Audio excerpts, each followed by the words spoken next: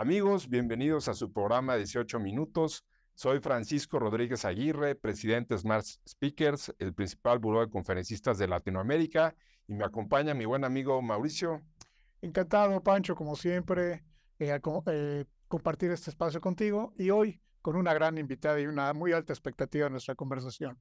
Pues sí, las mujeres están de moda. En México estamos estrenando mujer presidente y pues traemos a un ejemplo de mujer que vaya que ha crecido, ¿no? Ella empezó trabajando en Procter & Gamble, donde estuvo varios años. Ahí llegó a ser la directora de marketing en México. Después se fue para Nestlé. Ahí la nombraron como Chief Marketing Officer para México. Después se fue a Estados Unidos y allá fue la Chief Marketing Officer para Nestlé Estados Unidos. Después fue la presidenta de la división de bebidas de Nestlé, que es una de las áreas más importantes de esta empresa. Y después otra vez fue Chief Marketing Officer, pero le sumaron la responsabilidad en el mundo actual, que es muy importante, de todo el e-business de Nestlé en Estados Unidos. Y actualmente ella es consejera de varias organizaciones y de varias empresas, de donde destacan Bacardi Internacional y también Kimberly-Clark México. Ella es Alicia Enciso. Alicia, qué gusto de saludarte. ¿Cómo estás? Igualmente, Pancho, muchísimas gracias por la oportunidad de platicar con ustedes hoy. Me da todo el gusto del mundo. No, pues encantado de que estés con nosotros. ¿Cómo fue que llegaste hasta donde estás? ¿Hiciste algún plan de carrera? ¿Cómo fue?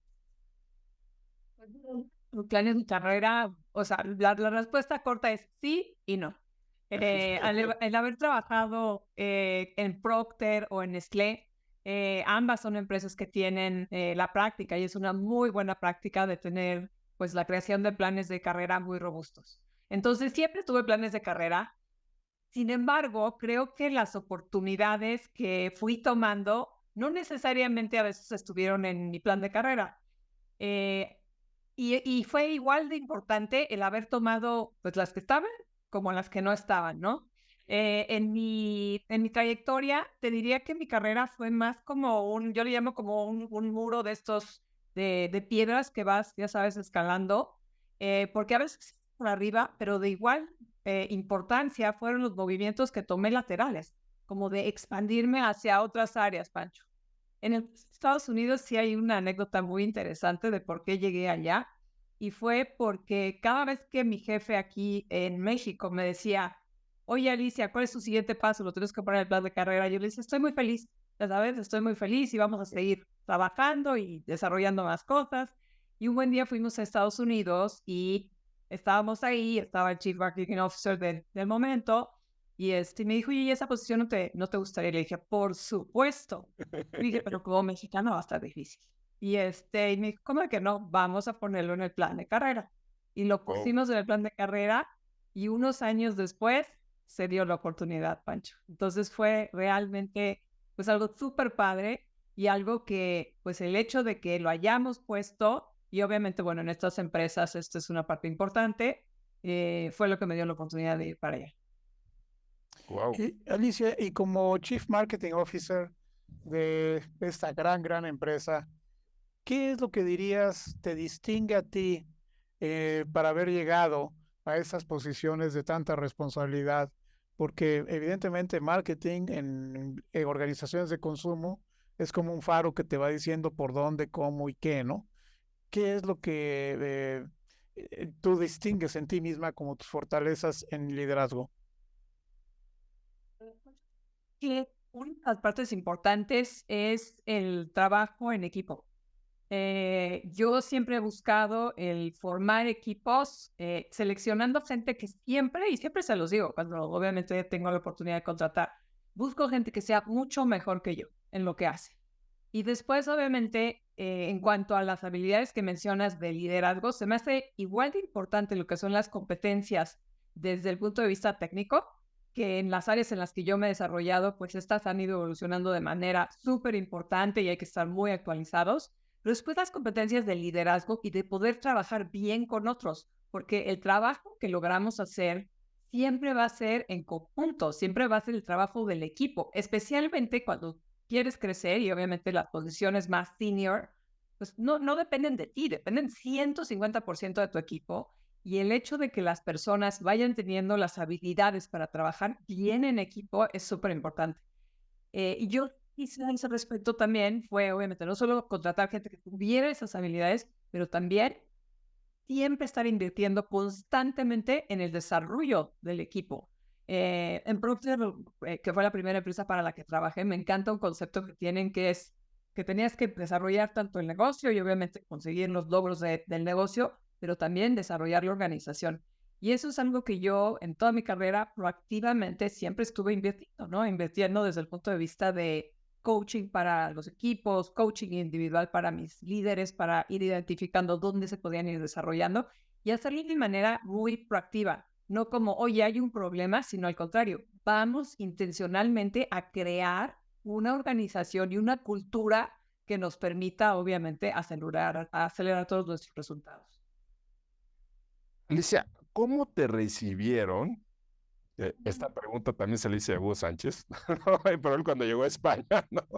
Pero él en su mundo del fútbol, ¿no? Disculpa la similitud, ¿no? Pero pues como una mexicana, ¿no? Que llega a Nestlé de Estados Unidos, siendo mujer, siendo latina, ¿no? O sea, muchas veces puede haber cierta discriminación, cierta, ¿no? Entonces, ¿cómo se dio eso, no? Por supuesto, Pancho, fue súper retante. Fue súper retante. Ya te imaginarás que cuando llegué había todo el escepticismo del mundo. Realmente me acuerdo perfecto que cuando llegué me dijeron así como, pues, a ver, todo, ¿no? Mi plan original, de hecho, un contrato original era por 3 años y Sí. con mucho orgullo te puedo decir que estuve allá más de 10 años en esa organización. Wow, bien. Entonces, pero sí fue muy retante. Fue muy retante porque las expectativas eran enormes. Me dieron la oportunidad de ir a hacer una gran transformación dentro del mercado más grande para Nestlé a nivel mundial. Entonces las expectativas eran muy, muy grandes y no fue nada fácil al principio. ¿Y qué hice? Obviamente, bueno, pues fue ir estableciendo metas alcanzables, ir planteando un plan de transformación que fuera tanto ambicioso en el corto plazo, pero es todavía, digamos, más impactante a nivel mediano y largo plazo, e ir trabajando con lo que yo llamaba mis stakeholders, ¿no? Tenía yo a muchos presidentes, eran más de 8 o 9 presidentes de divisiones, a los cuales yo necesitaba, obviamente, liderar para que juntos lográramos ciertos objetivos y bueno, pues básicamente eran mis peers, pero el irme ganando a cada uno fue pues toda una, todo, digamos, fue un plan muy específico que hice, ¿no? Y lo que me ayudó fue, yo tenía 2 cosas. Una, el ir dando resultados, digamos, de manera inmediata y constante, pues obviamente eso me fue generando la confianza de todos ellos y el involucrarlos no era un plan mío, era un plan de todos. Y eso fue que creo que lo que ayudó muchísimo. Y la segunda parte que te diría que como latinos también es bien importante que lo tenemos, es que no nos rendimos. O sea, hubieron todos los retos del mundo, pero no te rindes. O sea, obviamente sales adelante, ves como sí, construyes alianzas, y eso, pues, obviamente son características muy importantes para poder lograr, digamos, resultados en mercados tan grandes y tan sofisticados. Y esos éxitos te llevaron a la presidencia de la unidad de negocios, por así decirlo, bebidas. Y eso obviamente te amplía todo el alcance y responsabilidad de todas las demás áreas de un negocio. Cuéntanos tu experiencia de aprendizajes en ese gran paso que diste para todo Estados Unidos. Pues efectivamente, después de haber estado en la posición de Chief Marketing Officer por más o menos 3 años, un poco más, me dieron la oportunidad de dirigir la división más grande y más rentable de toda la empresa. Entonces ya te imaginarás que fue otro gran estirón en cuanto a mis capacidades y efectivamente, bueno, todo el P&L, ¿no? Fábricas, distribución, ventas, etcétera, etcétera. Fue muy interesante porque obviamente ahí vi pues de manera mucho más cercana toda la estrategia del negocio, por dónde íbamos a crecer, por dónde estaban las oportunidades. El manejar, obviamente, la división más grande y rentable, pues tiene muchísima responsabilidad en una empresa de este tamaño.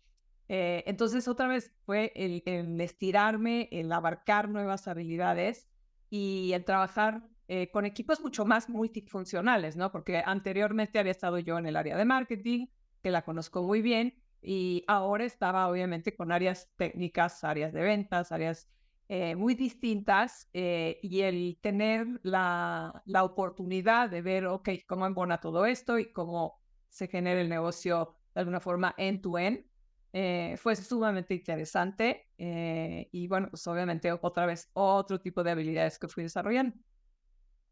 ¿Y cómo fue ese cambio, ¿no? Que vas otra vez al área de marketing como CMO, pero ahora llevando también la parte de e-business. ¿Por qué diste ese cambio y cómo fue? Mira, las razones fueron dos. Una, pasión, y dos, obviamente oportunidad de crecimiento. Están al lado del negocio y obviamente habiendo dirigido la división, etcétera, etcétera, me di cuenta de que cada vez que hablábamos del consumidor y obviamente de temas de marketing, o sea, a mí me brillaban los ojos. Sí. Y obviamente seguía habiendo una transformación en temas de marketing muy importante, y obviamente súmale toda la parte de la transformación digital que yo empecé a ver que iba a ser y fue el eje de crecimiento más importante para Nestlé en los últimos años. Entonces se da esta oportunidad, obviamente me dicen, oye, y vamos a estar ampliando esto, etcétera, etcétera. Dije, ¿sabes qué? Esto es mi core. Sí, Claro. puedo ser un presidente, sí, es la división más grande, etcétera, etcétera, pero yo creo que hay una parte bien importante como personas, como ejecutivos, que es estar haciendo lo que te apasiona. Y Claro. ahí fue donde yo me di cuenta que dije, esto es mi pasión, y si tengo la oportunidad, obviamente, de nuevamente expandir habilidades y tener la oportunidad de estar innovando lo que va a generar el mayor crecimiento para Nestlé, sinceramente se me hace mucho más atractivo que el ser presidenta de este negocio, ¿no? Entonces lo tomé y creo que fue también una decisión muy acertada. Fui muy feliz y obviamente, bueno, pues me dediqué a este nuevo reto y a generar todas estas capacidades que son muy distintas respecto, obviamente, a lo que Nestlé tradicionalmente había estado generando.